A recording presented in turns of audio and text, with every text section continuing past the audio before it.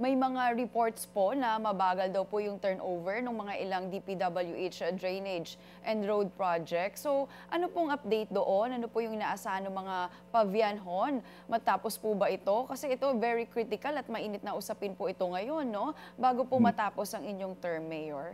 Yung ano, yung pinaka ano sana sa amin dito, yung DPWH na project is yung flyover na mahigit ilang taon na almost 4 years, 5 years na hindi pa natatapos yung Aganan flyover.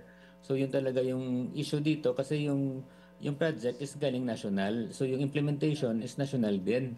No? So yung akin lang na magawa is to keep on following up through letter no sa ating DPWH National Office. Pero yung may say talaga is nanggagaling sa national officials natin, no? Yung regarding sa flyover na yan na sobrang disturbo na sa amin dito sa Pavia. So ano pong update ninyo doon sa flyover na sinasabi niyo 5 years? Tama po ba na nakatiwangwang? Yes po, kasi after ng pandemic yun nag-start eh. No? Daily na disturbo talaga yung madadaanan namin. So yung update, kasi yung plano may mga ano sila eh, parang may changes sila sa plans, no? Pinaiba nila yung plan tapos may dagdag naman na budget.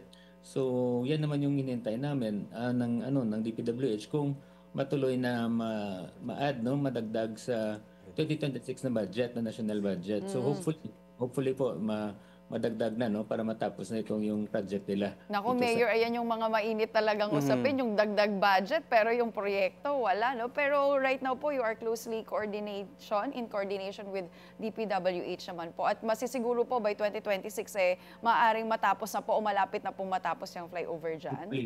Hopefully na matatapos na next year, no?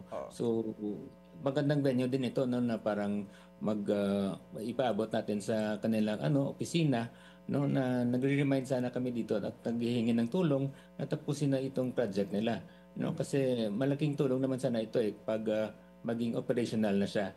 Pero ngayon na hindi, so sobrang disturbo talaga.